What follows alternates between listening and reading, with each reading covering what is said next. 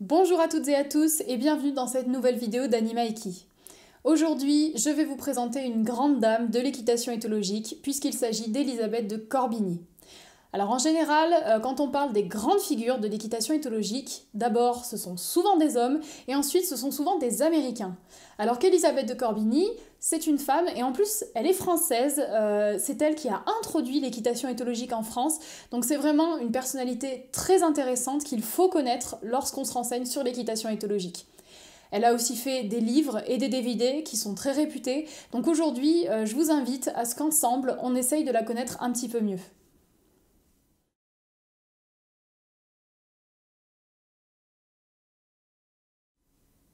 La première chose à savoir sur Elisabeth de Corbigny, c'est qu'elle n'est pas née au milieu des chevaux.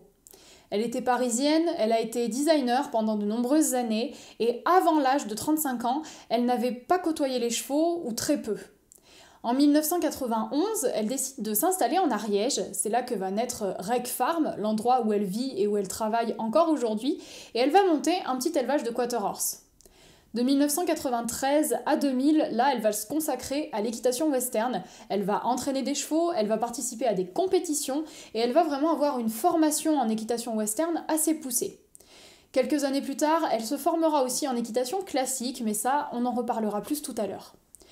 Une date qui est très importante pour elle, c'est 1996, puisque c'est là qu'elle va découvrir l'équitation éthologique, et ça va être un vrai déclic pour elle, et elle va choisir que ce sera sa voie.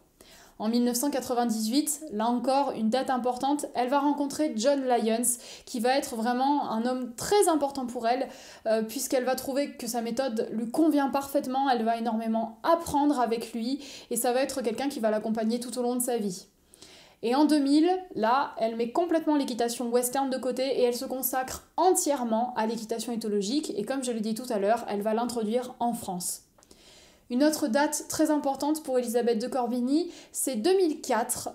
Cette date, c'est tout simplement la première fois où elle a fait venir John Lyons en France, puisque lui, il était aux États-Unis et il n'était jamais venu en France. Donc John Lyons vient en France et pour l'équitation éthologique, c'est vraiment quelque chose de très important.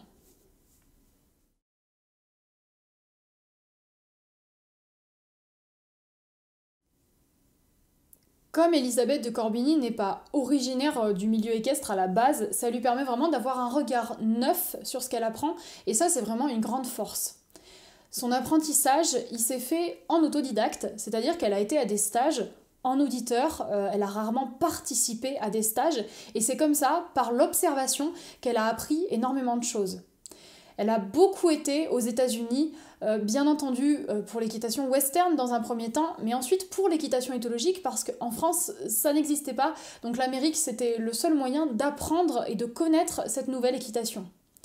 Elisabeth de Corbigny a un côté multiculture qui est très important, c'est-à-dire qu'elle s'est formée en équitation western, en équitation classique, en équitation éthologique. Elle a connu énormément de méthodes, plein de professionnels différents, et tout ça, ça prouve vraiment qu'elle a une grande ouverture d'esprit. Elle ne se cantonne pas à une discipline précise ou à une méthode précise, elle regarde tout ce qui existe, elle pioche ce qui lui plaît et elle construit sa propre méthode. Et ça, c'est quelque chose que je trouve vraiment bien parce que ça prouve que c'est quelqu'un qui ne se met pas de frontières. Et puis, les chevaux eux-mêmes lui ont énormément appris. On remarque que dans son histoire, il y a eu 2 chevaux qui ont vraiment été marquants pour elle. Le premier, c'est Mint Maker, c'était un quarter horse et ça a été vraiment un maître d'école pour elle. Ça a été son premier étalon d'élevage, elle a gagné pas mal de compétitions avec lui et il lui a appris énormément de choses. Le deuxième cheval qu'on peut citer, c'est Luco, c'est un entier lusitanien gris, et lui c'est un cheval qu'elle travaille peu, mais qui pourtant apprend extrêmement vite, et il la fait progresser toujours plus. Donc lorsqu'on regarde un petit peu tout ça et qu'on veut voir son apprentissage global, on se rend compte que déjà ça a été beaucoup d'observation, beaucoup de diversité aussi, et puis les chevaux eux-mêmes qui lui ont vraiment appris beaucoup de choses et qui l'ont poussé à progresser.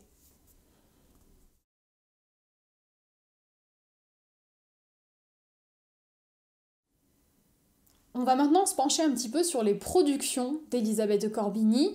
Elle a écrit 4 livres et réalisé 2 DVD. Donc dans un premier temps, on va regarder un petit peu ce qui se passe du côté littéraire. Elle a sa collection Équitation éthologique, où là, elle a fait vraiment des livres pour parler de sa méthode. Il y a donc 3 tomes. Dans chaque tome, on va aborder les exercices au sol, les exercices en liberté et les exercices montés.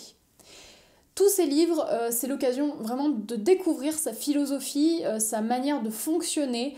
Elle parle d'énormément de choses et c'est vraiment des livres qui sont tous très intéressants à lire. Pour aborder un petit peu plus en détail le contenu, dans le tome 1, on va vraiment avoir les bases pour découvrir l'équitation éthologique, pour connaître vraiment les grands principes. Dans le tome 2, là, on va plus se consacrer au poulain, donc on va voir tout ce qui est débourrage, tout ce qui est début en selle, et ça va vraiment être intéressant pour construire une relation avec un jeune cheval. Et dans le tome 3, on va donc reprendre les bases du tome 1 et du tome 2, et on va essayer d'aller vers l'équilibre monté. On a ensuite un 4e livre où là il s'agit du manuel des savoirs, donc là ce sont les savoirs de la Fédération française d'équitation, ça permet d'avoir leur programme, de savoir leur contenu et lorsqu'on veut passer ces savoirs, je trouve que c'est un livre qu'il faut avoir. Et ensuite, on a donc les 2 DVD. Donc le premier, c'est le DVD La méthode Elisabeth de Corbigny, où donc cette femme va prendre 3 chevaux qui sont formés au CSO et elle va les initier à l'équitation éthologique. Et le 2e DVD, ça va être l'éducation du poulain, où là on va voir plein de choses. Première approche du poulain, mise du licol, liberté, on va avoir énormément de choses sur le poulain. Donc je trouve que toutes les productions qu'elle a faites sont très complémentaires. Moi, je vous recommande fortement les livres qui sont d'excellente qualité. C'est vraiment des ouvrages qu'il ne faut pas rater.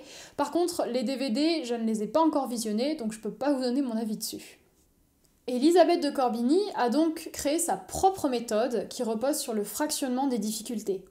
Ça permet au cheval d'apprendre mieux, plus vite et surtout sans stress. Sa problématique principale, c'est comment apprendre l'équitation avec un grand E au cheval. Elle essaye vraiment d'associer l'équitation éthologique et l'équitation classique, y compris à haut niveau, pour que les chevaux soient toujours mieux dans leur tête et dans leur corps. Donc si vous ne connaissiez pas Elisabeth de Corbigny, j'espère que cette vidéo vous aura un petit peu éclairé, parce que cette femme, c'est une grande figure de l'équitation éthologique, une grande dame, et n'hésitez surtout pas à vous renseigner sur elle, y compris sur ses ouvrages qui sont vraiment de très bonne qualité, je vous les conseille vraiment. De notre côté, on va se retrouver la semaine prochaine pour une nouvelle vidéo.